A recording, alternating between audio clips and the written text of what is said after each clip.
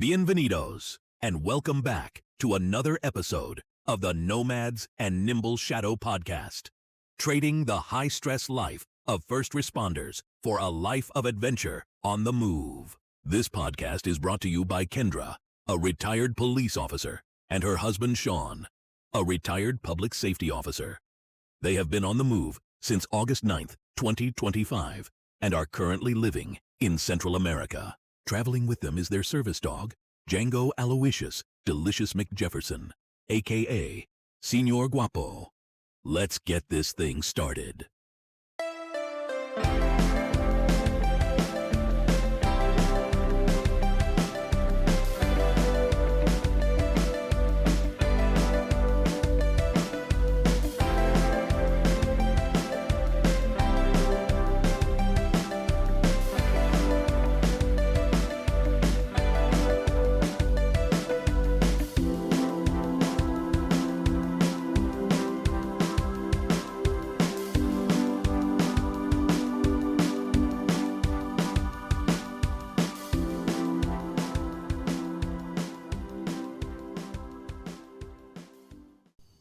Start? I'm ready to start. Are we recording? Yeah, I'm always recording. Oh my gosh, we have not podcasted in what seems like a very long time. Yes. I mean, we could podcast every day, but I think our listeners would like a synopsis of our life, not a play-by-play, not a yesterday. And then I went to the store. Yeah. We don't want to do that. So we've got lots of highlights to talk about this week. Yeah. Yeah. You can take the majority of it with your crazy right out of a movie day. Oh my gosh, my day today. Okay. Well, we're going to end it with that. Oh, we're going to end it with that. Oh, okay. So we're kind of finding our way into this lifestyle here. It's kind of like you have 24 hours in the day. Some of it's sleeping. The rest of it's taken care of with your day-to-day stuff. We're not working anymore. But we're developing this pattern. Like Wednesdays are busy. We have sourdough delivered. I'm supposed to be working, right? On well, my cases, but working. Yeah, we're not working full time. And I'm finding my way with. We have sourdough delivered, yeah. Yeah, I mean, who does it? Not even in California do we have sourdough delivered to our house. Freshly made sourdough. That's the real deal. Real deal, and a big loaf. Mm-hmm. It's long. It's probably like 2 loaves in the U.S. It's really long, and it's a and good it comes sourdough in rosemary, starter. which is bomb. The integral one, or it's like mixed. It's like a wheat. Yeah. So anyway, it's delicious with butter. Forget about it. It's kind of our go-to thing. So sourdough, we have cream delivered. We finally found cream. Anyway, we're talking about deliveries and all that kind of stuff. I'm finding my way with jiu-jitsu, but what I'm really increased in the last couple of months is my mileage. I walk and you walk so much now. We don't have a car. Yeah. And just to walk down to the beginning to get our stuff delivered or pick up something. You know, it's a walk. I've been walking a lot. Yeah, it's probably what?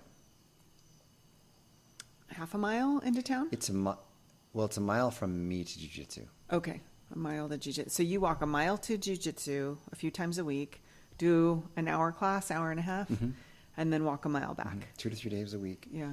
We walk to tutoring, which is that far away. We walk to the grocery store. So it's good. Yeah, that's true. So, I mean, that's kind of the ideal thing. What would you like to do every day? I'd like to walk. So we're walking, whether we need to or want to or whatever. Do you find, though, I find that it really helps you focus on, like, what do you really need? Like, do I really need ice cream right now? Because I'm going to have to walk a mile and have to get it. And some of that is hills. Yeah, and it'll melt by the time you get back. Yeah. These hills here are no joke. They are not. They are not. There's no engineering that went into these ideas at all. Straight up, straight down. Yeah. We'll talk about your incline today. There's a certain incline that cars just can't go up. Yeah. And yeah, there's a lot of up and down. And the humidities, so you're just sweat. How many times do you change clothes a day or take a shower? Oh, at least twice. Oh. But it's not miserable like it is on the coast. No. It's just you're just moist. You're just moist. Like, you walk up the hill, and the first thing you do is strip off your clothes and jump in the pool, right? Yeah. And then, so that's one set of clothes done. And then later you do that walk again, or you take a walk with the dog, come back, you're like kind of sweaty. But it's not that kind of like oppressive humidity where when I went to Hako a month ago, when you guys were doing your ATV tour, walking around Hako, it took all of the fun out of it. I didn't enjoy it at all. I was walking on the beach, but it was so hot and so sweaty. That's why I like living up here. Yeah, Atenas is very, very mild. And we learned that in this town, one of the reasons, well, weather here tends to be fairly predictable. And we learned that it never rains past December 1st. Like, we've been told that by everyone. Oh, it's December 1st, no more rain. Yep. Yeah. And guess what, everybody? They're wrong. Yeah, we had a thunder and lightning storm 2 days ago. That was the loudest thunder I have ever heard in my life. And it was the lightning, I would have sworn, struck our house or the neighbor's house. Absolutely. It was wild. It was so loud. And I was happy that the rain was coming. I was happy most of all because my friend, the neighbor, said, "It's not going to rain. Yeah. It's not going to rain, gringo." A shout out to Sanjeev. He was like, "Don't be the gringo. Don't be the gringo and think it's going to rain, because after December 1st, everyone knows it doesn't rain." Everyone knows that. I was like, okay, I don't know. It looks like rain, smells like rain. Sure enough, it comes down, just this wall of water, and it's so loud. Yeah. It's really impressive. Yeah. So I'm stupid, and I jump in the pool, and I'm like, yay, it's raining, and she takes a video of me, like, celebrating my win over the rain. We get out, come back in to get dressed, and like she was saying, we heard thunder and saw some flashes. You know, just the same kind of stuff you think all the time. But it kept getting closer and closer and closer, and there wasn't any delay between the thunder and the lightning. And then, oh my God, that crack, that was, might have been the loudest thing I've ever heard in my life. Yeah, it was so loud. Yeah, I've heard explosions and flashbangs and all that stuff. This one was loud. Yeah. And then we thought, okay, that was as close as it's going to get because it only can move. Well, the next one was so close and so loud that I was kind of paying attention outside. If you've ever heard a whip crack, I saw the lightning and heard like the air make that snap sound, and then the thunder. Yeah. So I think I heard the electricity actually cutting through the air before the connection. The actual, wow. It was a very weird sound, and then it was just as loud as before. And we kept checking on each other like, "Are you okay?" Because she was in the shower. I was like, "She's definitely electrocuted." Jeez. Well, that is one of the positive things about having plastic piping here in Costa Rica. Oh yeah. It can't conduct the lightning through the. Yeah, it's definitely a different world. And Django was having none of it. He did not enjoy that. He was quite scared. He didn't know what to do. No. But about an hour later, it all cleared up and it was fine again. But yeah, I mean, dramatic. 30 minutes maybe? It was dramatic. It moved fast, cool. Yeah. Very cool experience.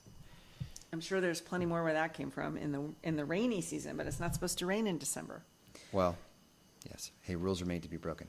So we're also going to tutoring regularly now, and I'm obviously below you, but it is fun to walk that mile and then get a good Spanish lesson that is basically aimed at kids, but it's helping me out a lot with vocabulary. But she's what do you think about her as a tutor? She's great. She's very patient. She's very sweet. She understands. She can express it in English. She can draw pictures. She can do all kinds of stuff that makes sense. And she explains the stuff that doesn't make sense. Look, this doesn't make sense. When I say tomorrow morning, I say mañana la mañana. This is the way. Okay. It's just the way the Spanish thing works. Okay. Because I was trying to say, when are you going to swim next? And she was like, la mañana, or whatever. And I was like, what? Why did you say it twice? And she's saying tomorrow morning. Yeah. Anyway. She was really cute. So I usually go after you. And she always tells me that you're such a good student and that you obviously studied what she gave you, because she said normally when I give people, these flashcards to memorize, it takes them a month. She's like, you did it in a week. And I was thinking, yeah, but maybe that's because we've had 30 years of having to memorize a lot of things. I don't know. But, and she said, you argue with her? I have questions. Yeah. Yes. Just like Matt DiLorenzo has questions. I have questions. And I want to know, well, that doesn't make any sense. Why is it that way? Yeah. They have a word for a wall, but the word changes if it's inside or outside. Yeah. Like the interior wall and the exterior wall. Okay. Yeah. I mean, there's so many strange things about English. There are probably 10 times as many strange rules about English, but because that's your first language, you don't recognize them as being so difficult. But I think Spanish is fairly easy, except for the fact that I still cannot properly conjugate verbs. And there's a verb in every sentence, for Pete's sake. So that's where I get hung up. So you can talk to me and I understand almost everything that is being said. When it comes to responding, I lock up. Yeah. I can do basic things. So she taught us the proper way to say our address in the need of a 911 call. Oh, this is a very interesting thing. So coming from first responders, when you call 911 as a citizen, in the beginning, in the early years, you had a landline and your address showed up with your landline. Then cell phones came around and they needed to GPS, they needed to work with CHP. Pretty soon they have like an idea of where you are, but they're not quite sure. Here, they have one 911 center in the city of San Jose for the whole country. Right. Is that what you said? Yeah. Unbelievable. So tell our listeners what our address is to a 911 dispatcher. Yeah. So it would be Alajuela, Atenas, Boquerón, Calle Boquerón, Roca Verde, Casa 223. That's a lot. That's a mouthful under stress. My wife got hit by lightning. Stand by for our address. Fuck. I'm next to the Renteria. All I know is there's a lot of dogs barking outside. They can guide you in. Yeah. Yeah, and all our friends are always like, what do you mean you don't get mail? Yeah. What do you mean, like, what house do you live in? Oh, I live in the yellow house, two doors past this guy. It's just the way it is. Yeah. Somehow it works just fine here, right? Like, it doesn't seem like... I mean, I went to Cuba. Okay, I went to Cuba for 2 days. I only was there for 2 days. That, to me, was probably the most shocking place because, a basic thing that you might need, like a pair of scissors or a padlock, you're not going to find it. It's not there. Yeah. And if there is, it's going to be an old used one. Right. Mm-hmm. Yeah, rusty. Mm-hmm. Some guy down the street. This happened to me. I needed a lock for my locker. I was staying at a hostel, and I went to this little tienda and explained what I needed. He said, "Oh, I don't have it, but hold on." He went out and went down the street 3 doors, and this guy shows up and pulls this little plastic Ziploc out of his pocket, and it has a bunch of junk in it, and he has a little tiny rusty lock in there, and I paid for that. And time stopped. Yeah, well, there's a lot more to it than that, but that was kind of a punch in your face, like, wow, it's difficult. Living here is difficult, right? I've been to third world countries before in Africa and other places like that where it's a different culture, but it felt like it worked. Like, I don't know how to explain what I'm saying, but when I was in Cuba, I just really felt like, oh my gosh, it's just, everything seems hard here. Mm-hmm. Here in Costa Rica, I don't feel that way, but you do have to go without certain things. Like some things are hard to find, or it takes you a while to figure out where to get a certain thing. Mm-hmm. Like we took for granted, I can go to Home Depot and get anything I want. Well, Amazon first. Right, or Amazon, and it's here in a minute. Mm-hmm. Anything. It's not like that here. There's like 6 different hardware stores or something in this town, right? And each of them is different. Exactly. Like, no, we don't have that kind of screw, but try the other one. Yeah. You go in there and you try to just, yeah, you're absolutely right. It's super interesting. But, it doesn't seem like you start to realize what you need and what you don't, especially when you have to walk into town to get it. Yeah. Like, do I really need that? I don't need it. I can wait until tomorrow. Yeah. So it's kind of fun experiencing that. And the walks without Django, it's annoying. There's a lot of dogs. Everybody has dogs here, and they're like they use them as like alarm systems and deterrents for crime. So everyone has dogs, and every dog barks. And when you walk, you see it, and that's one of the big cons. I think is just it just eats you away, like eats away at you. You're walking, and they're coming out of They're happening right now. Oh, I closed that. Yeah. Cue the dogs. Yeah, that's why I closed that. Yeah, I do.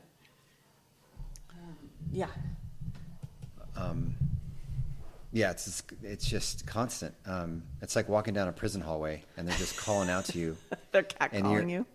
And you're dragging your tin cup along the thing, and they're just coming out. Their heads are coming out from between. Yeah. I get scared to death. Like, with PTSD, here I'm just walking down the street, and I'm like, oh my God. Yes, you're constantly startled. They waited until the very last second, and then lunged at me. I didn't even see you coming. Yeah. Yeah, that's a lot. It's a lot. And you know when I'm coming home from jiu-jitsu because you can hear all the way from where you start all the way down here. Half a Yep. mile. I'm like, oh, Sean's close to home because I can hear it starting. So if we were driving, it wouldn't be like that. We wouldn't notice it as much. But walking, man. Yeah, you notice it. And walking with Django. Oh, Django's worse. Yeah, because they all want to kill him. Yeah. From behind their fence, right? And he is non-reactive. He doesn't even look their way. He pees on their fences. He pees on their fences. He's awesome. He's just like, yeah, whatever. However, yesterday we were coming back from tutoring, and there's this little black dog, and it had I always think it has a mohawk because it gets its hackles up and they go from like the tip of his head to this tail, and it looks like a mohawk. He's probably 15, 20 pounds, but he lives in a yard that has those wrought iron fence rails that are just enough for him to get his head through. Yeah. So we usually walk past him and he goes crazy. And he's one of those dogs that he barks, but when he breathes in, it's that, like he's growling at you. So it's like vicious growl, bark, bark, bark, vicious growl. So I was leaving the tutors and I wasn't paying close enough attention that house was coming. Oh. And Django, for whatever reason, was on my right. And that dog lunged through and Django was going to rip his head off. Good. Yeah. Because it got too close, and I felt badly because I should have been in the middle so that... He's a dog. Yeah, but it's my job to protect him from that. So he snarled, and then I kind of pinched his neck like a dog would, like a correction, and he broke off, and we walked away. But the dogs are a challenge. They're a lot. Yeah, it's a lot. So... especially for someone who's so triggered by noises. Like, do you wear your earplugs perpetually? Not my earplugs, but I listen to my book or listen to music. Okay. Yeah, so robbers, burglars out there, just come up behind me. I can't hear you. I'll just hold my money in my hand. I was just going to say, but the good news is you never carry any money on you. I know. So you're going to get robbed. I know. Speaking of which, this morning you're going to go on your outing. So today you're going to go for a couple-hour hike. Yeah. Which I said no to. We'll talk about in a minute. You said no, that you didn't want to go. You didn't say I couldn't go. Oh, of course. No, yes. I was. You're not going. No. I was not interested in anything like that. But when I woke up, I treated myself to the Polish restaurant down the street. Pequeño Polandia. Polandia? Polonia. Pequeño Polonia. Yeah. Yeah. It's like little... Yeah, because they have a chicken parm. They have all their food there is delicious. Yeah, it is good. And I walked, because that's what I do, down to them, and I really enjoyed it. And then I realized as I was halfway through this thing that I didn't have my wallet. Oh, my gosh. Oh, yeah, I don't have my wallet. So they took my phone, credit card, but I'm in a dining ditch in Atenas. I'm going to run. No, I'm just kidding, but. Dining ditch. You wouldn't get far because this is a small town. Like, everybody knows everybody. Yeah, I'm also not going to get that far because it's 80 degrees and 100% humidity. I just can't do it. It's not. Was it hot today here? It was warm. Yeah. Oh, okay. I was where it was raining today. Yeah. But that was a treat. So, and then I came back and hung out. So, I really want to hear about your crazy, should be in a movie, probably came from a movie day. Oh my gosh. Okay. I had two options today. The pickleball group that we enjoy quite a bit. We play pickleball a few times a week, and it's at this beautiful facility. It's like how would you describe it? It's like a little farm. A jungle book with a pickleball court. Yeah, kind of, right? You pull in, and it's kind of like a jungle or forest, and then there's, picnic areas and swimming pools and hiking trails and all this, and they have pickleball courts. So we go there. It's a social gathering. It's not too serious, and we play pickleball, and there's sometimes 20-something people there for 2 courts. Well, that group was going to the beach today, and I originally had thought I wanted to go to the beach. I was going to take Django. But then I saw there's a hiking group, and I really miss hiking. And I really would rather go with a group because the wildlife here is different. I don't want to be that person who shows up at a hike and then, everybody's like, I can't believe you went on that one because blah, blah, blah. So I decided I didn't want to miss the opportunity. I joined this group. So we're going to meet at the grocery store in town. And some people have cars, some don't. And those with cars will drive the rest. And it's an 1.5-hour drive to this hike. They pick different places. Okay. They pick different places each time. So they've done all the ones that are close, and now they're branching out. So it's 90 minutes away at a place called Dinoland. Pass. Go ahead.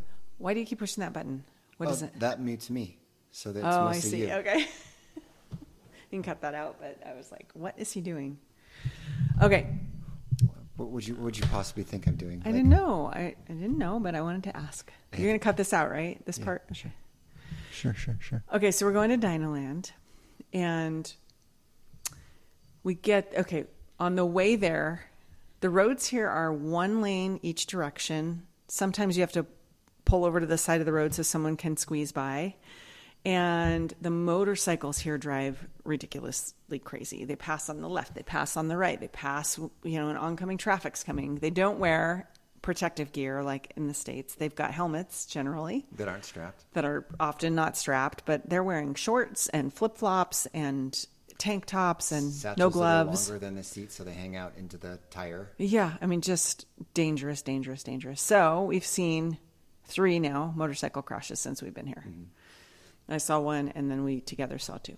Or no, I guess I've seen 2 and you saw 1. Anyway, so 2 cars in front of us, something like that. I see a motorcycle crash. It's the motorcycle is pinned underneath the truck. So I'm like, well, we can't go anywhere. We're stuck behind it. Let me go see if this person's okay. So I go out. This guy has a compound fracture. Which means bones sticking out. Bones sticking out on the inside of his calf, and on the other side, just this huge laceration with, it was really, really gross and graphic. You have 2 bones on your lower leg, your tibia and your fibula, and they're both sticking out of the same direction below the knee. Yes. And then he's got a nice big cut and open stuff. Exactly. So he's in a lot of pain. Yeah. And so I'm doing my best to try to keep him calm. We have a little bit of a language barrier, that whole thing. His wife finally arrives. The ambulance is on the way. There's not much else I need to do at this point, so we leave. So that's how the day began. We get to Dinoland.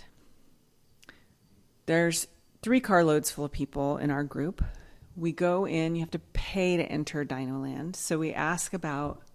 I am asked, do you want to go into Dinoland, or are you just doing the hike to the waterfall? So I said, we're just doing the hike to the waterfall. I pay my 4,000 colones, which is $8, to get in. Everybody else does the same. We do this hike. It starts to rain. It's pouring. Okay, so now we're all soaked. None of us brought anything for rain because it's December. It's not supposed to rain in December, and it was beautiful and sunny when we left Atenas. So now we're all wet. We get to this waterfall. It's maybe a 20, 30-minute hike. It's a gorgeous waterfall. It's huge. We take our pictures. We do our thing, but that's it, 20 to 30 minutes. We drove an hour and a half for a hike, right? So we want to extend the hike, but the only way to do that is to zigzag your way through Dinoland, okay? Dinoland is these giant animatronic dinosaurs that are tucked in the jungle. It looks like you're walking through Jurassic Park. And so it's well done. It's pretty well done, okay. Yeah. But that's it. You're just walking through this jungle, and there's dinosaurs everywhere. So we walk through, and everybody's taking their pictures, and they're having a good old time. And I said, before we entered, I said to the group leader that we were with, hey, do you think we're going to get in trouble because we didn't pay to enter Dinoland, right? And he says, no, nobody's going to pay attention. So we have colored bracelets on. We walk out after walking you're through. The first people that have ever done it. Exactly. And the employee at the exit is like, hey, you guys were not supposed to go to Dinoland. You didn't pay for that. And well, there's a Cuban guy who lives here now in our group. He's from a different town than here. I'd never met him before, but he had joined our hiking. And so he and this guy start going back and forth in Spanish. And Are they puffing out their chest? It looks like it's going to come to blows. The employee looks like he's going to murder the other guy. The other guy's basically like blowing him off. Like, yeah, whatever. You didn't have good enough signs. Not a big deal. We're not paying kind of thing. So they're going back and forth. Super uncomfortable. I'm waiting for somebody to start a physical fight. We get through that. I go and I pay my entrance to Dinoland. I apologize and I pay my entrance. I don't think anybody else did. You didn't say something like, it's okay. It's okay. It's no problem. No, I felt bad because I knew when we entered it, I was like, we're not supposed to be in here. We didn't pay for this. It's like stealing. And I just didn't feel comfortable. Yeah, it is stealing. It's stealing. And I didn't feel comfortable with that. And then I also felt like I don't want to be, the gringos that come over here and think they can just get away with that kind of stuff. That didn't sit right with me either. So I pay mine. That's all I can do. So we get in the car. We go to lunch. Okay, things are okay at lunch. Tell us about lunch. Tell us what it looks like. we went to a little soda. A soda is the name of like a small local restaurant that serves basically typical Costa Rican food. And they're usually inexpensive and pretty decent. You get good portions. So we go to this soda. Everybody's eating and having a good time.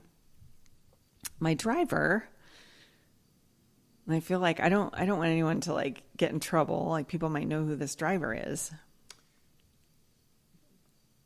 I'm going to leave parts of it out. Someone might know the driver. Yeah, I'm going to leave parts of it out because I don't want... The driver she will be unnamed. Yes. Did something. Yes. Anyway, I'm going to move on. Oh. So we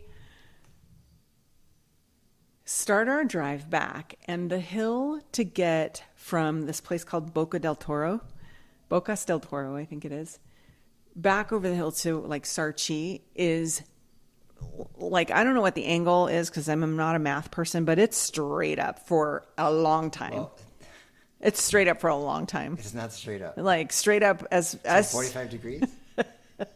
Oh, more than 45. Way more than 45. It's like a 70-degree angle. I'm telling you, it is straight up. It's so steep. We are in not a 4x4 car. I don't remember the make of the car. It was a Honda CR-V front-wheel drive. Okay, Honda CR-V front-wheel drive. So we don't make it. We can't make it up this hill. Tires spinning. We're sliding backwards. She's, trying to steer out of it. She starts fishtailing. I mean, we're going over the edge. Thankfully, on either side is just this really steep cement drainage area because it rains so much here, right? They've got these concrete drainage areas. So we would end up in that and be really stuck, but we probably wouldn't get hurt. So this goes on for, I don't know, half an hour. We decided, okay, we're not going to make it. Other people are also not making it. So we go back to the restaurant, regroup. Let's figure this out. Let's look at the map. The only other alternative is like 3.5 hour drive, and it's over by the Poás volcano. So I'm thinking there's other steep roads over there. How do we know that's going to be any better? We talked to the restaurant guy. He's like, the only way is there's this other little like dirt road that you can go on. It's not maintained, but it isn't as steep, and it'll kind of cut off. For those of you who don't know what maintained Costa Rican roads are like, yeah, they are not maintained in any way. So a non-maintained road isn't even a road. Right. I mean, some of the roads here are decent. Some of them, they're paved. They're paved. Remember our first few times to Costa Rica, things weren't even paved. It was just dirt. Yeah. So at least they're paved. But, we don't have guardrails, the lighting. There's a drop-off ditch. Yeah. Like you said, but on every road, you'd be on the freeway and it's dark. If your tires wander a little bit too far to the right, you're going in a huge ditch. Yeah. There's no protection or markings. Yeah. So he's like, it's an unmaintained road. She had already tried it once and was like, nope, I'm not doing it. I don't have a 4-wheel drive. We're going to get stuck. So we decide, we're kind of meeting, and she says, I don't like making decisions. You guys decide what you want to do. Like making decisions.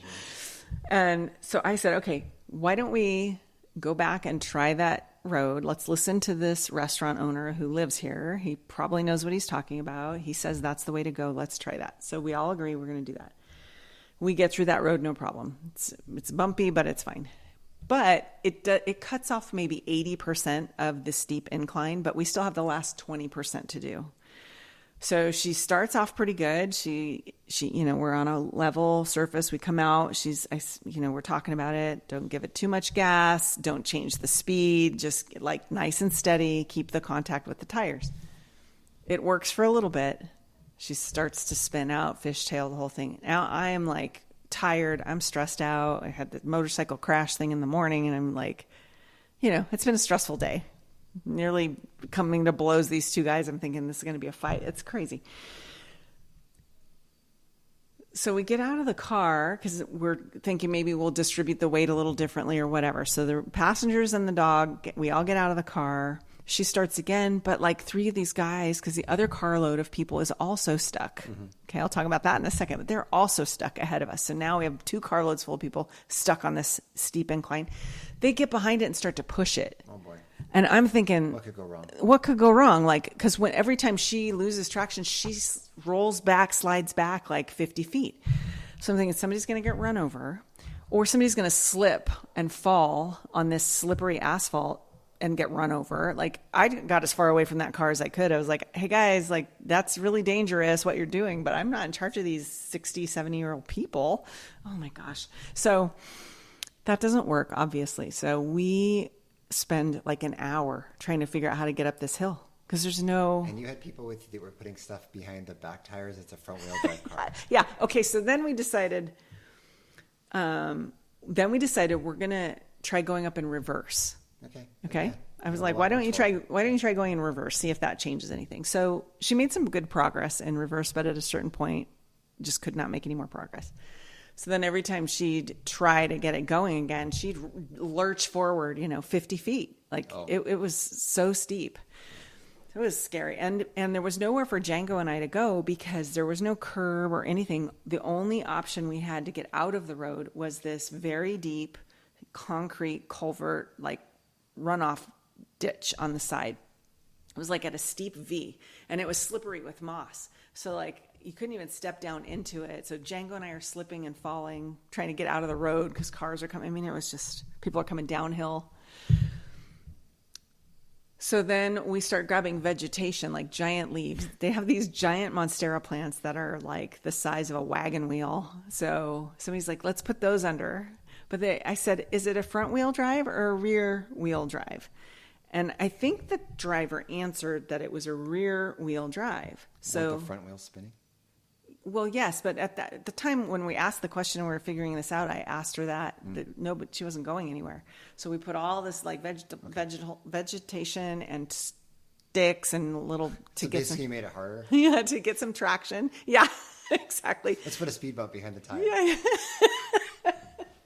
So we do all of that, and I'm thinking, there's no way this is going to work. But let's try. And she keeps trying, and just making mush out of these leaves because she's spinning on them. But also I realized, oh, this is a front wheel drive. It's the front tires that are spinning. So we move everything to the front. It does help her a little bit. She gets a little bit of traction. So we keep, then we take all of her floor mats out of the car and we're using the floor mats. So we're moving the floor mats and we're making some progress a little bit. But mind you, now we're on, I mean, this is a steep, steep hill and we're all walking on it. There's no curb. Cars are coming down the hill. They can't see us. We're on a blind curve and it's foggy. You can't even see about 30 feet. It's foggy. Yeah. The whole time I'm thinking, this is just going from bad to worse. Finally, maybe it had stopped raining for long enough, but she finally got some momentum and she's able to go. So now she's not going to stop, right? She's going to make it all the way to the top because if she stops, she's sliding back down. So she's gone. She leaves. The three of us and Django are now hiking up this very 70-degree hill, carrying floor mats, in each hand. Carrying floor mats in each hand. So it was treacherous. So then the other car having the same problem, but they were four-wheel drive, and for whatever reason switched drivers. I don't know, but they ended up going into the ditch and smashing the back of his car. So I'm sure he was upset about that. And that was awful. And so they had to go do the same thing we did, alternative route, dirt road, and they made it with their four-wheel drive, but we did not. So that was that part of the drive. Then we continue driving and we're maybe an hour. I'm tired at this point. I'm checked out. I just want to disassociate. I don't want to talk to anybody. I'm tired.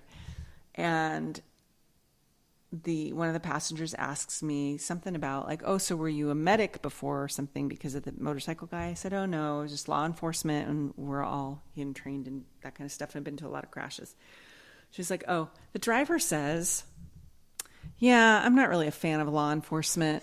I've never really been a fan of law enforcement. I've experienced personally excessive brutality and, you're retired now, so I guess it's okay. And I go, oh, well, I guess it's a good thing I'm retired. And I didn't say anything else for the rest of the drive. I was just like super insulted and it was so awkward. It was like, why would you say that now? Like, you can think that, but why say it when we're all trapped in a car together? Like, what am I supposed to say to that? So it was uncomfortable for the rest of the drive. I think that's it. I think that's all that went wrong. But it felt like everything went wrong today. And you know what? The pickleball group had an amazing time at the beach. Oh. Perfect weather, amazing time at the beach. So what you just described in that long 6 minutes, 7 minutes, whatever you said, is what goes through my head in a millisecond when you say, do you want to do blank? Okay. Right? Do you want to go to the waterfall? And I think of all those things that you just described, like worst case scenario, glass half full. And I go, no, I don't want any of that. Because if I had one of those things, it would not be a fun trip for me. So no. Right. But okay, let me counter that. It was a terrible day and all those things happened, but most of the time all those things don't happen. And we know people who choose to never do anything because they're afraid of what might go wrong and they just stay at home. Sure, but I want to pick and choose. And when I have the scale up in my mind of, do you want to do this? I think about the pros and I think about the cons. Yeah. And everything and worse, what you described at what happened is what I'm like, no, I don't want any part of it. How was it for you? Because I was texting you like, oh, and now we're stuck on this. Oh, power just went out. And it's back. Huh. Yeah. A little flicker. Just experienced a power outage with Is us. it still recording? Yeah. Oh, Yeah, no problem. Interesting. It keeps going. Your question was, how was I doing? yeah. I mean, I was texting you. Like, well, I mean, that's like you sign up for this weird hiking hippie BS in the middle of Costa Rica. Who are these people? What kind of cars do you have? Where are we going? Those are questions I have, like, but I don't have to ask them because I'm not going. They were all expats from Canada, U.S., and otherwise Cuba. Everybody was an expat that's now living here, and they were probably ranging in age. I think the Cuban guy was the youngest. Maybe he was like 40, and the rest of us were 50s and 60s. What's the plan? What's the preparation? Yeah. Who knows what they're doing? Are my drivers going to be drinking or worse while they're driving? Yeah. What are we going to do if we get stranded? I don't know. So it takes away from the fun of it. I get it, but nah. And I'm not really in control of that kind of trip. You and I don't have our own car. What was also really interesting, now that you're talking about that, I think about what is the norm in the sense of, like, nobody else in the car with me seemed stressed at all. And I was trying not to, like, become stressed, but I was feeling the stress. And in my mind, I was running through all of the things like, somebody's going to get run over. How are we going to get help? Where's the nearest town? Where's the nearest tow truck? What happens if a car comes around that corner? Like, all of that's playing over and over. What's healthier? What's healthier, right? Because they came out of it laughing. I came out of it absolutely exhausted and didn't want to talk to anybody. I was just like, I'm so super tired and overwhelmed right now. But they were like, oh, that was pretty hilarious. Life happens, no big deal. And they were continuing on their way. It's interesting because do most people who are not first responders, who haven't spent all of the time seeing every catastrophe possible, right? Yeah, we catastrophize things. So, yeah. But I think it's also healthy. It's like being a parent and a child. The children have these, it's just all fun and fancy free, and I'm not thinking about the big deal because it's not a big deal. Who cares? As long as I get my snacks and my iPad, it's not the end of the world. But the parents are like, what if I get this? I'm not going to make enough money for this, and we're not going to be able to make it. Where's the gas station? We're going to run out of gas. That's a parental child thing. So the children have less stress, but the parents are actually ready for when it. I mean, you would have to think of a plan. If you guys got stranded there and no cell phone coverage, now they're just going to be at zeros of like, well, I don't know, what are we supposed to do? And you're already thinking about it. I'm going to disagree with you because I think I don't like characterizing it like parent-child because I feel like that puts these other adults in a less than position, like I'm superior to them, or let me finish. Not to worry. I know, I understand what you're saying, but let me get my thoughts out about it. So I don't like that comparison, but what I think it is more of like, those things haven't happened yet, so there's no point in worrying about them. Whereas we were taught, you need to think about all of these things so that you can have a plan to keep yourself alive. That's what we were conditioned for years. That's how we were conditioned to think. I don't think that makes those individuals any less capable of handling a stressful event or a breakdown or going off on the side of the road. They would have figured it out, probably better than I would have because they live here and they know it better. But we were taught, you need to be stressing about these things all the time. And I don't know that that's it. And I came home much more stressed than they did, for sure. It's just an interesting observation to me. That's also why I've never liked that whole sheepdog and sheep reference that officers sometimes make about the public. Like they need the sheepdog to protect the sheep. And I don't know, it's like putting them up above. It's like, well, it's insulting, I think. I understand that. I think it's naive. They're naive to what could happen, so that makes them sheep, I guess. I understand it, but I don't necessarily agree with it either. But it's this, well, he's doing it, so it must be fine. Or we're all doing it, must be fine. It's fine until it isn't. It's fine until it isn't, yeah. I can't not worry about stuff. Well, that's what I'm questioning is, can I? I feel like I can. I feel like I can get to a place where I don't unnecessarily worry about things. I'm not there yet, but I can see the potential for that. And I can see the reasons why that would be a much healthier way to live. Of like, why am I going to stress about going into a ditch? I haven't gone into a ditch yet. When I go into the ditch, I can think about it. Ahead of it, like, oh, I don't want to stress the whole time. But why? I'd rather pre-stress. But why? What good is it doing? Do you see what I'm saying? Like my brain thought about all of those things. Like somebody's going to get run over. Somebody's going to get hit by this truck that comes around the corner, because we've seen all those things happen, right? We have seen all of those situations up close and personal. We have heard the screams of the family members who come to find their family, right? Like we've experienced all of the senses of that. So when my brain is predicting that and it doesn't happen, my brain has still gone through that stress. It's still gone through that. For what? It accomplished nothing. Now, if I didn't worry about it and it happened, I believe I am capable enough to deal with it when it happens.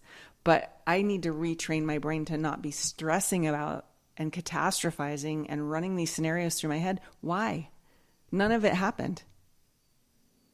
But I came home exhausted and feeling like it was this very stressful day, you know, and the other people in the car were kind of laughing it off. It's just interesting. Yeah. Can you care less?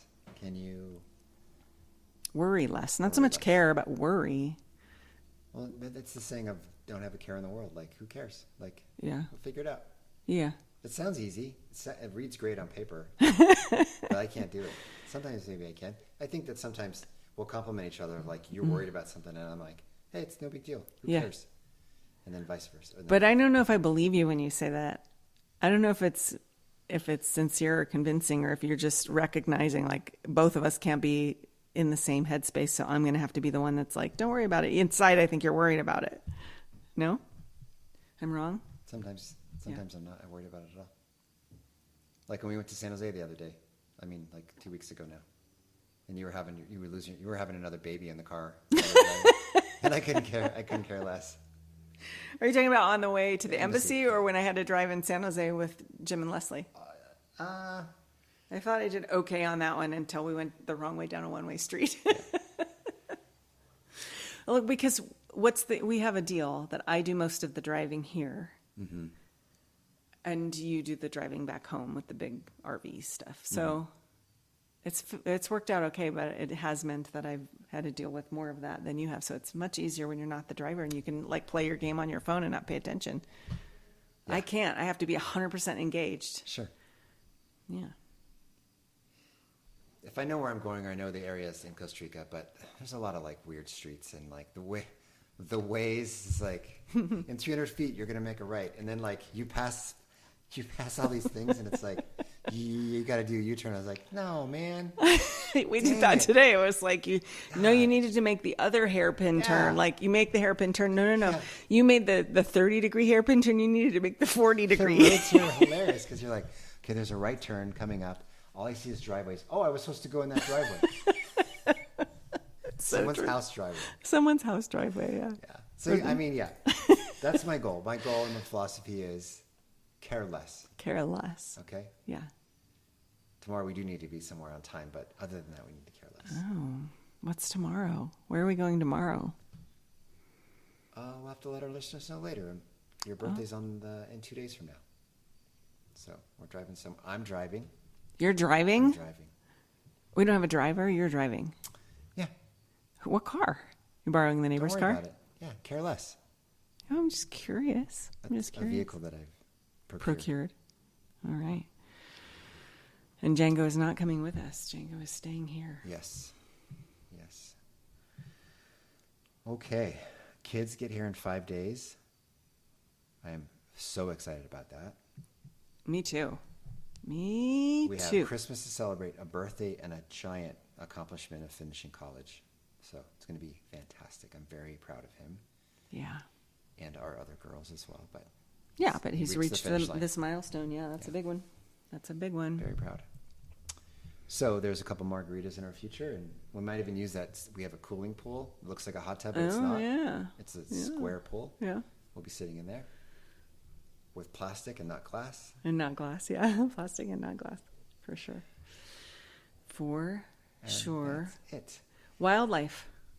Oh. We've had some fun wildlife encounters. You just got attacked by a gecko. Yes. So we have geckos that are really good pesticides. They will eat all the little bugs and stuff that is around your house and in your house and trying to get in your house. Rarely are they in the house, but there's about, 11 of them outside? Yeah, 7. There's like a family of them outside. Yeah. In every little nook and cranny, they have their own little territory. I didn't expect one inside, so I went to close the window before this podcast, and there was a Mama Jamba, big gecko, daddy. It was in between the window where it closes and the other one, and it ran right by me, and my brain did that, like that noise you make for unknown reasons, why that made it through evolution, what that's supposed to do, but yeah, and then it went right behind my bench here, so we have a house gecko. A house gecko. As well. And does she have a name? The house gecko, does he have a name? No, they should not have a name. He's bashful. I told Sanjeev this about the geckos, and he was saying you got to be careful when you sleep because if there's a gecko on your ceiling and it falls into your mouth, you'll die of salmonella. And I was like, bro, talk about worrying about weird stuff. Who's having geckos? Was he messing with you? He looked pretty serious. Who's having geckos fall in their mouth? And the least amount of things I'm thinking about is I'm going to get salmonella. There's a gecko in my mouth. That's a terrible way to wake up, don't you think? It'd be a really bad alarm clock, like a gecko in your throat. For sure. Oh, man. And do you think it would be equally terrible, I'm sure, for the gecko? Yeah. What are the odds? How many square feet this is? He or she falls off a little tiny, whatever. Their hands give up that day. He falls instead of a soft pillow, into a small orifice that's about 2 inches in diameter. Right to the back of my throat where salmonella is going to go. That's how you know it is your time. Like it's predetermined, your time. Speaking of which, I saw a really interesting, kind of terrible story today I think it was Michigan. This man got a kidney transplant and died of rabies, was infected by the kidney. Wow. Died of rabies like 5 weeks or something later. So they went back to the donor and they looked through those records and they test those tissues and stuff. And they noticed that in the intake interview for that donor, I can't remember how he died. Anyway, when they interviewed the family, they mentioned that he had recently encountered a skunk that was attacking a kitten in his barn and he was scratched by the skunk. Wow. So they then still had tissues. They tested that guy. They did an autopsy on that guy, and his blood and the other samples they had taken did not test positive for rabies, but they took a sample from his other kidney and it was positive for rabies. So that guy died of rabies. That's what it was. He died of rabies, but they didn't know that's what he died of. Interesting. Yeah. They didn't know that's what he died of, 5 weeks after the skunk. They have to go back and that's very, very But it's like being struck by lightning, right? How many people have died of rabies? For sure. Yeah, I have a new kidney. I have a new life. But right? Rabies has symptoms. But, okay, so the first guy, the donor, had the symptoms. Yes, he had the symptoms, but it was 5 weeks later, and nobody connected the dots that it was rabies. Come on. That's what's great about doctors. They have this list of questions. Right. That you have a patient that walks in, and you're checking boxes. I think they did that, and then they tested his tissue, and it didn't test positive, but when they went and tested the kidney It did. Something was amiss. That's all I'm saying. Like they figured out in retrospect. There's this guy on the hospital bed just foaming at the mouth, afraid of water. Oh, it's the worst. And he's just aggressive. No, I can't remember. It sure looks like rabies, but it couldn't be. No, I think that stage of it, like that wasn't part of what he presented with, or it was before he went to the hospital or whatever. Because they described his symptoms, like seizures and tetanus, disorientation. I mean, did he have any kind of? I think it manifests. Muscle. I can't have to go back. I remember hydrophobia. That's the funny thing. Afraid of water. Yeah. What an awful way to die, by the way. Rabies seems like a terrible way to die.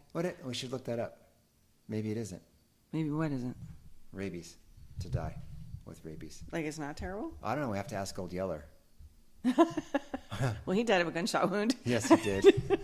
We're so upbeat and positive on this podcast. Hey, pleasant. Hey, pleasant. Can I ask a question to the audience? Why, as a young adolescent, a voracious reader, where the red fern grows? Oh my gosh. And Old Yeller? Oh my Talk gosh. about the saddest. Like Old Yeller, I remember just bawling my eyes out. I don't know how old I was when I read Old Yeller. Like, why would you write a book about that? Like, I'm not ready for life. Like, don't tell me about this. Yeah. This is an adult book. Yeah. And didn't the dogs die in red fern groves? Yeah. Too? Oh yeah. Because he planted a red fern between their graves. Yeah. Right. Yeah. I remember distinctively. My dad probably remembers this too. Distinctively. You're looking at me like I said the wrong word. I think there was a lot of extra Elise in there. I remember distinctly. We lived in Sun Valley. We were living in a mobile home. It was a small living room. I was sitting in, it was like a recliner or a rocker. I remember the fabric on it. And I was reading that book and I got to the end and I am sitting over there sobbing. My dad was like watching TV and he looks over at me and he's like, "Oh my gosh, what's the matter with you?" It was such a hard book to read. I cried and cried. Like that was probably one of my first experiences with death, really. You know, like really kind of feeling that grief, being able to kind of understand what that grief was like. To this dog and this boy and this dog's connection. Yeah. The whole story leads up to this connection that they have. Yeah. They like save each other. And how tough that little boy was to just be like, did the dad do it or did I think the boy did it. Fudge. No way. Yeah. I could watch a rabid bat attack Janka right now and I'd just be like, "That's a bummer, bro, but I am not shooting you." You couldn't do it. Yeah. No. I know. Did you ever have to dispatch an animal on patrol? No, I think I did the goat story already, didn't I? The goat story? Are you sure? No, I'm not sure. I have a terrible memory, so maybe you did the goat story. What was the goat story? The answer is no, I've not had to dispatch an animal. I couldn't do it because of all the things that happened before it needed to be dispatched. No, I don't know this story. You don't? Okay. I'm working the east side, working swing shift. We start at 3. I have to sit in traffic to get from central San Jose to the east side in District Paul. Calls are pending. I'm sitting in traffic. There's an overpass. 680 connects to 101. Right. And it's an overpass. It's like a big, like cloverleaf kind of thing, right? Like and big you're overpass. Like 2 stories off the ground. Mm-hmm. Oh, even higher, I think. Yeah. Okay, 3 stories off the ground. And you're just sitting in traffic. I'm going nowhere, and I'm looking at my computer, and this is before cell phones too. And I don't know. I'm just looking around, not doing anything. And a goat walks up to my car on the overpass. On the overpass. Yeah, he's all by himself. Way up there. And Oh I'm like, no. "Oh, that's weird." Oh no, this is terrible story. And I was like, "Well, that's something you don't see every day." Right. So I put it in park, put my hazard lights on, the magic police hazard lights on. Yeah. Everybody behind me screwed for the rest of their life because I hit this one amber button. Roadblock. So I get out. I don't know anything about husbandry of animals. I don't know anything about animals other than goat is delicious sometimes in tacos. And they like to climb things. Yeah. My partner, his name was Michael Jackson, believe it or not, white guy. Yeah. Is about 6 cars behind me, and he sees that I'm caught up with something. And I have this goat, and I learned from this guy that used to work at Gilroy, when you herd horses, you clap your hands, and you put your hands out in a big cross. Oh no. and you walk it around, right? So he's like looking at me, and he's like walking around my car, and he looks at me. Oh no! And he doesn't look. He just looks at me, and he jumps off Oh of the overpass. no! Oh my And gosh! all that you could hear all the cars around me go, "Oh my god!" Like, could you really, or you just knew? no, but I mean, like you could just. Everyone's watching me through their safety of their cars. Like, oh, look at this crazy cop, and then the goat. They're probably thinking, just let it run away or whatever. Yeah, like leave it alone, keep going. Well, I didn't want it to fall off the edge, and I also didn't want it to get hit by a car. Yeah, because 680's going 80 miles an hour. And then 101, once you get on there, it's going fast. So I just wanted to try to contain it. Yeah. Somebody's going to help me, and I'm just going to try to push pause for a minute. Right. Well, it jumps off. Oh, I'm my like, gosh. Oh, that's terrible. And I look over. Oh, no. Oh, no. And all I see way down below. Oh, this is too terrible. Is the goat, but I see its body, but no head. Oh, my God. So I'm trying to figure out, well, what happened to its head? And I realized that it hit the ground with its head, and then the body fell on top of it. So his neck's got to be broken. Of course, yeah. Okay? So my magic lights are still on. I can't back up. I can't go forward. It's a one-lane road. So I run down with Michael Jackson because we're going to have to dispatch it. If it's not dead, we wanted to put it out of its misery. Sure. Right? So we go over there, and I walk up to this, and I still can't see its head. I see its butt and its four legs, and I know for sure that it's laying on its own head, and it's like a 90-degree turn. No, a 180-degree turn on the spine, and he's laying on it. Just as I get close enough to it, it pops up. And it's like, I was like, and it runs straight into 680. How many lanes of traffic are on 680? 5? I've never heard this story. So all people would be thinking is there's two cops standing on the side of the road. Chasing a goat. Trying to figure this out as they're driving, like, I wonder what those cops are doing. I wonder what those cops are doing. All of a sudden, a goat pops up at their feet and runs into traffic. It got hit by every single car in every single lane up to the center divide. It was like, douche. And I'm like, okay, maybe it's dead now. And then, no, it got hit again. Finally, oh my God, that's so awful. Finally, it lays to rest in the center divide. And people have started to stop now because people are slamming on their brakes. Right. It got hit so many times. And it's laying on the side of the road. I'm sorry, I know this is a trigger warning for everybody, but I'm like, okay, I'm going to actually shoot this animal in front of everybody. Kids are like leaning up against the window. Oh, you can see people everywhere just around us. Like, yeah, that's so busy over there. It's so busy. So Michael Jackson seems a lot more excited about killing this animal than I do. Yeah. I don't want to have to do this, but I want it to stop suffering. Yeah. So I think that is in that long pause of like, oh, okay, I have to do this. Michael Jackson's like, I got it. He puts his boot on the goat's neck, just pulls his gun out, and then shoots the goat. But all the people are right behind us. It was so dramatic. He's terrible. So then I have to so cross traffic again. We call it in. Cross traffic again. I have to slowly walk up to my patrol car that's still blocking traffic. And everyone had a front row seat. Yeah. And get in my car and drive away. You're trying to do the right thing. I was always trying to do the right thing. Yeah. I never... Yeah. I don't know how I would have awful. done it differently, but... And you're such a sensitive person, especially with animals. I feel so bad that you had to experience that. Yeah. That's terrible. And we laugh about it now because it's such an outrageous story. Yeah. And your animations as you're describing it, which the audience cannot see, but if you know Sean, you can imagine, are pretty hilarious. So that poor goat, a moment of silence for the goat. That's awful. That's your only animal dispatch story? Yes. I used to race my team to get to, because same district, the east side of San Jose, the foothills, down there in the southern part of that particular area, on the far east side of San Jose is a place called The Villages. And The Villages is this huge retirement community, and you have to drive past a little security shack, and you go in, and we had a lot of calls for, ambulances, people passing away or whatever. A lot of older people live there. So we got a call that there was a mountain lion in a person's backyard. Oh. And, I have these guys on my team that want to be the more macho guy than the other guy, or they're into hunting or whatever it is. And they all are trying to get there. So I'm trying to beat them there because I don't want to see this animal get dispatched if it doesn't have to be killed. And I get there, and it was a bobcat. Oh. It was a bobcat mother and like 3 little babies. Meow. Yeah, exactly. But yeah, I was fortunate. I didn't ever have to dispatch any. But I do have a funny dog story. So I was a lieutenant at this point, and it was raining one night, and we're out on a crime scene. Lieutenants don't have a ton to do. You go, you should make sure your sergeants are doing what they're supposed to do, make sure they have what they need for whatever it is. Maybe we have to call out homicide, maybe we have to call out another unit. But once you've done that, pretty much the sergeant is running things on most scenes, unless it's a much bigger scene. So I go out and I do my thing, and they're all, fat, dumb, and happy doing whatever enforcement thing they're doing. So I'm kind of useless. I'm just standing there.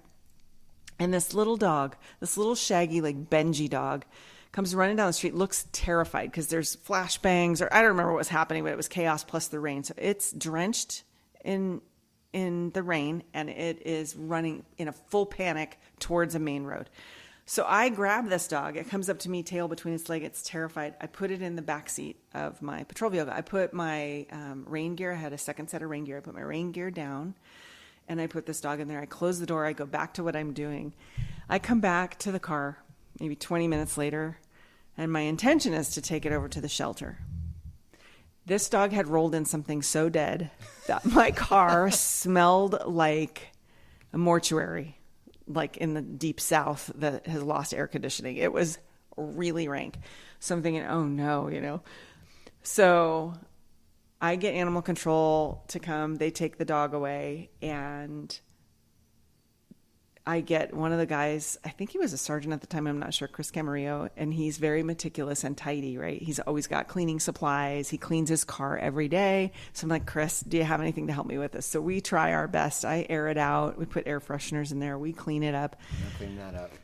Well, it's by the end of the night, I probably was just used to the smell, but it didn't smell bad anymore. So I was like, yay, we did it. I put it in there. Well, I get called into the office because we share our vehicles with other lieutenants. The other side of the week lieutenant, like usually one, the midnight lieutenant will share with the swings lieutenant, and then they drop it off to the day shift, whatever, swings, mids, and days. So 3, I guess, are using one car typically. So the lieutenant that had the vehicle the next morning gets in it, and it smells so much like death. And he also is one of those guys that like washes his car every week and cleans the interior or whatever. He knows exactly who drove it before. And he knows it was me. Kendra. He was pissed. And he brought it up in our staff meeting. He's like, hey, I got one thing. If you're going to, put some smelly animal or whatever, and he lectured me about it, I felt terrible. So this is how terrible I felt. I had taken a picture of this dog. When I was standing out in the rain, I'm looking over, and this cute little Benji dog is like standing on my windowsill looking out at me.